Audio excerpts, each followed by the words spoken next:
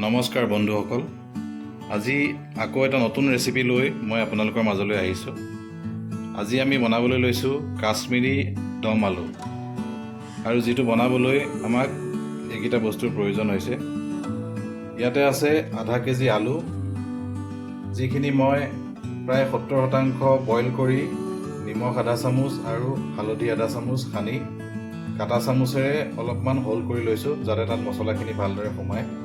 আৰু মছলা লৈছোঁ 1 টেবুল চামুচ কাশ্মীৰী জলকীয়া গুড়ি, 1 টেবুল চামুচ জিৰা গুড়ি, 1 টেবুল চামুচ ধনিয়া গুড়ি, 1 টেবুল চামুচ চপৰ গুড়ি আৰু সামান্য গৰম মছলাৰ গুড়ি, আৰু লৈছোঁ নিমখ 1 টেবুল চামুচ, চেনি 1 টেবুল চামুচ, আৰু পাছত তেলত দিবৰ কাৰণে লৈছোঁ কাশ্মীৰী জলকীয়া গুড়ি 1 চামুচ, জিৰা আধা চাহ চামুচ আৰু 4/4 1 চামুচ হিং আৰু অলপমান কচুৰি মেথি।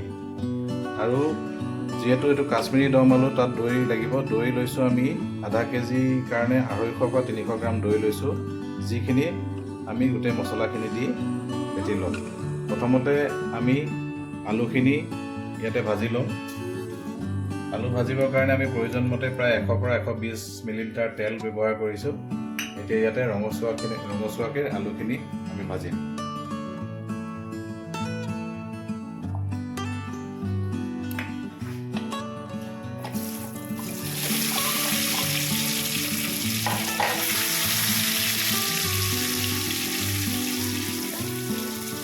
এতিয়া আলুখিনি আমি অলপ দেৰি ফ্ৰাই ফ্লেমত ৰাখিম। এতিয়া মছলাখিনি মিলাই লওঁ।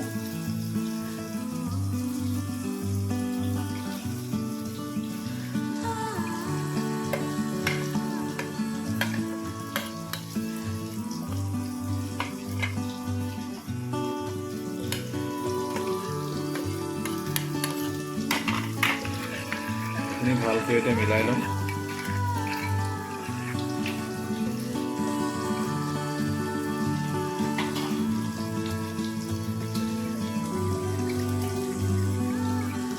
এই ৰেচিপিটো বনাবলৈ খুবেই সহজ, আৰু ইয়াত খুব কম সময়ৰ ভিতৰতে বনাই ৰেডি কৰিব পাৰি।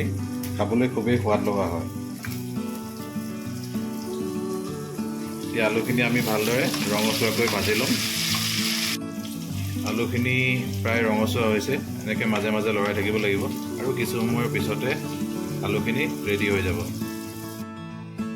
আলুখিনি ৰঙচুৱাকৈ ভজাৰ পিছত আমি নমাই ল'লোঁ। এতিয়া সেই তেলতে আমি গোটা জিৰা, হিং আৰু কাশ্মীৰী জলকীয়া গুড়ি,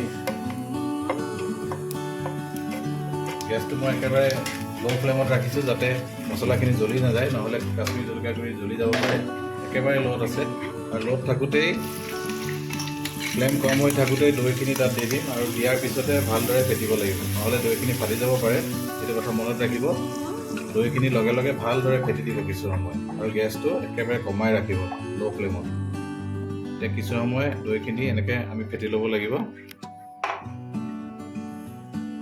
এতিয়া সেই দৈ অকণ লাগি থকা দৈখিনি অকণমান গৰম পানী দি পেলাই খালি তাতে মিলাই দিয়া হৈছে। এতিয়া এইখিনি কিছু সময় ভালকৈ উতলিবলৈ দিব লাগিব, লৱাৰ টু মিডিয়াম ফ্লেমত। চাওক, এইখিনি ভালদৰে এতিয়া উতল আহিছে। এতিয়া আমি ইয়াত আলুখিনি মিলাই দিম।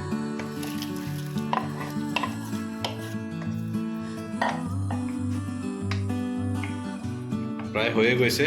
এতিয়া প্ৰায় আৰু 5 মিনিটমান আমি ল' ফ্লেমত ৰাখি কচুৰি মেথিখিনি মিলাই দিলে আমাৰ আজিৰ ৰেচিপিটো ৰেডি হৈ যাব।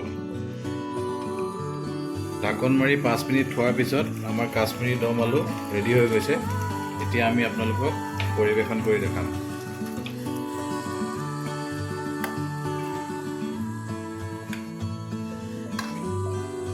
এয়া চাওক, দেখাত কিমান সুন্দৰ হৈছে। কেতিয়াবা বনাই খাই চাবচোন, আৰু খাই কেনে পালে কমেণ্টত জনাব। ধন্যবাদ।